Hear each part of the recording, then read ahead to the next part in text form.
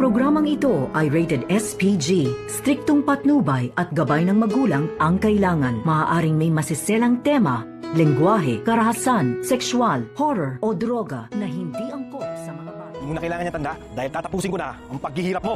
Maawa kayo sa akin! Maawa ka na!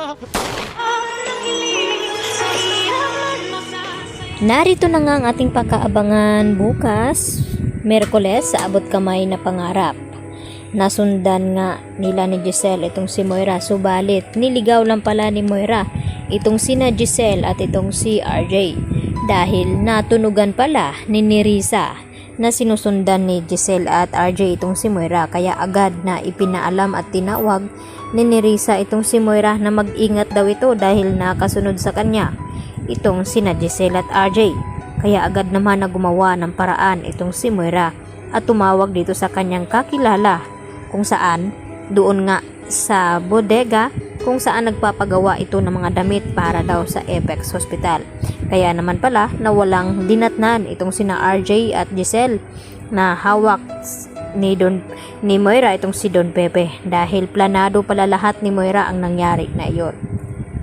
Sa kabilang banda, hindi rin matagumpay ang pagtulong ni Vasquez dito kay Don Pepe dahil nahuli nga siya dito ni Balahadja at dito naman na tinapos ni Balahadja ang buhay ni Vasquez at tinuluyan nga ito at dito hindi makapaniwala itong si Don Pepe na kayang pumaslang ng tao itong si Balahadja at dito nga na tinawag niya itong kriminal kaya napilitan itong si Balahadja nasaktan itong si Don Pepe kaya naman bumagsak ito.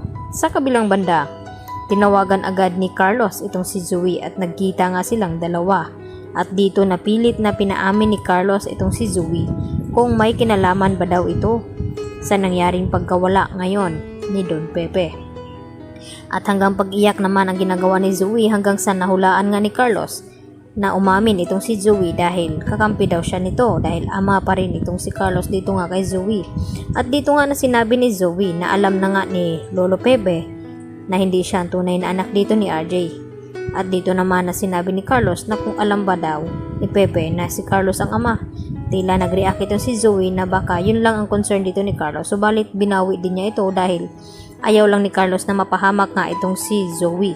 At kung natatandaan nga na inutusan ni Moira itong si Balahadja na ipapapas lang itong si Doc Lindon. Kaya hindi malayo na may kinalaman nga itong si Moira sa pagkawala ni Don Pepe. At dito nga na inamin ni Zoe na nadawit lamang siya at ginamit ni Moira dahil ayaw nilang malaman na makarating kay RJ na itong si Zoe ay hindi tunay na anak ni RJ. Kaya agad na naalarma itong si Carlos na kung bakit ginamit pa itong si Zoe ni Moira. Dito nagbigay ng advice itong si Carlos kay Zoe na ayusin ang sarili at kahit anong mangyari huwag daw magpapahalata na apektado at may kinalaman itong si Zoe. Subalit nakausap nga dito ni Annalyn itong si Nurse Karen at Ivan at tungkol dito kay Dr. Antonio na nagsisinungaling pala itong si Zoe dahil hindi pala totoo na nakipagkita itong si Zoe at si Dr. Antonio dahil sa rason ni Zoe na sobrang busy daw ito. At yun nga nalaman ni Annalyn na nagsisinungaling nga itong si Zoe. Kaya agad naman ngayon na minamanmanan ni Annalyn ang mga kilos dito ni Zoe dahil alam niya na may kinalaman daw ito at kasabwat itong si Moira sa pagkawala ni Don Pepe. Kaya agad na tumawag itong si Annalyn kay Lynette at ipinaalam na malakas ang kanyang kutob na may kinalaman itong si Zoe sa pagkawala ni Don Pepe at silang dalawa ni Moira. At dito naman na sinabi ni Lynette na mag-ingat itong si Annalyn kung may kinalaman nga itong si Zoe. At katapusan na nga ba ni Don Pepe dahil dito kay Balahadja? Yan ang ating patuloy na pakatutukan bukas sa abot kamay na pangarap.